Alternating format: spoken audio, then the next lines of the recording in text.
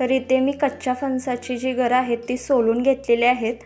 तुम्ही ते पाहू शकता, ही अशा पद्धतीने सोलून घ्यायची आहेत। जे आपण गरं वापरणार आहोत भाजीसाठी ती गोड असता कामा नयेत किंवा हलकासा असा गोडवा असता कामा नये, नाहीतर मग भाजी म्हणावी तितकी चवीला लागत नाही। तर अशा पद्धतीने गरं सोलून घ्यायची आहेत। या ज्या बिया आहेत त्या आपण भाजीमध्ये वापरणार आहोत। याचं जे वरचं कवर असतं ते सोलून घ्यायचं आहे। त्यानंतर तुम्ही या बिया कट करून घेऊ शकता किंवा ठेचून सुद्धा घेऊ शकता। बिया वापरल्यामुळे खूपच छान अशी चव येते भाजीला। गरमागरम भाकरीसोबत म्हणा किंवा चपातीसोबत म्हणा खूपच मस्त अशी ही भाजी लागते। अशा पद्धतीने सगळे सोलून घेतलेले आहेत गरं। तर ज्या बिया आहेत त्या मी ठेचून इथे घेतलेल्या आहेत। तुम्हाला वाटल्यास तुम्ही कट सुद्धा करून घेऊ शकता। साधारणतः एक 7 ते 8 बिया मी ठेचून घेतलेल्या आहेत। उकळत्या पाण्यामध्ये 5 मिनिटं चांगल्या वाफवून घ्यायच्या आहेत।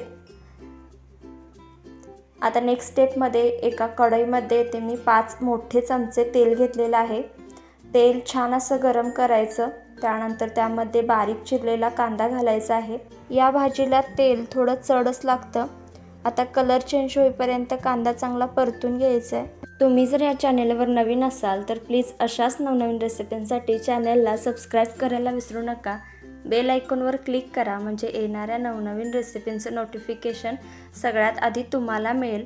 आता यामध्ये 1 पाव चमचा हिंग घालायचा आहे।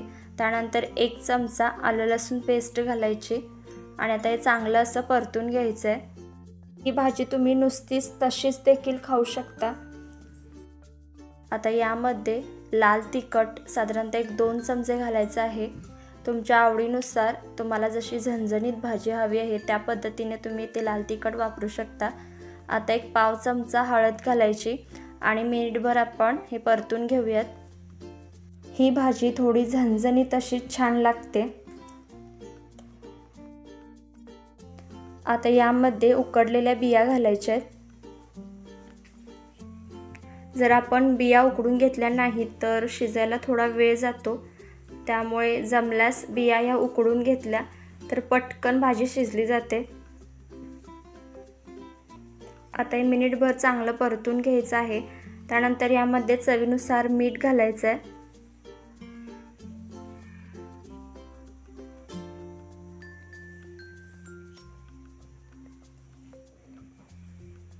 त्यानंतर आता यामध्ये सोललेल्या कच्च्या फणसाची गरं घालायची आहे। ही गरं सोलून झाल्यानंतर स्वच्छ पाण्यामध्ये छान अशी धुवून घेतलेली आहेत। शक्यतो यासाठी जे तुम्ही भांडं किंवा कढई वापरणार आहात ते थोडी मोठ्या साईजची वापरायची, म्हणजे अलगदपणे हे गरं आपल्याला हलवता येतील।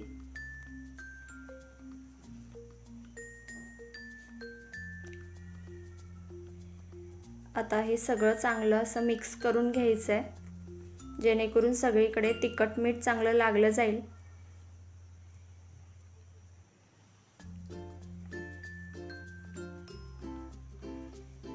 अगदी हलक्या हाताने हे सगळं चांगलं मिक्स करून घ्यायचं आहे।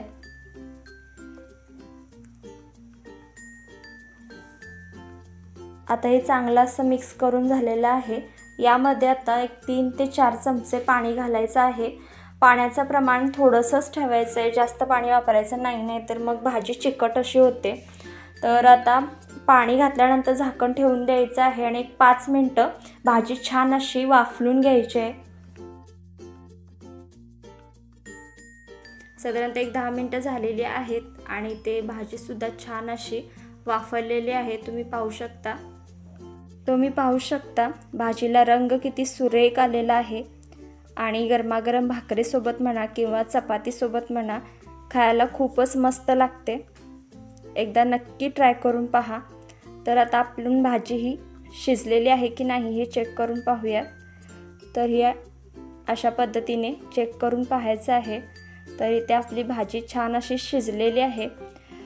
तर इथे आपली झणझणीत अशी कच्च्या फणसाची भाजी तयार झालेली आहे। तुम्हाला ही रेसिपी कशी वाटली ते कमेंट करून नक्की सांगा। व्हिडिओ आवडला तर लाईक, शेअर आणि चॅनेलला सबस्क्राईब करायला विसरू नका। पुन्हा भेटूया।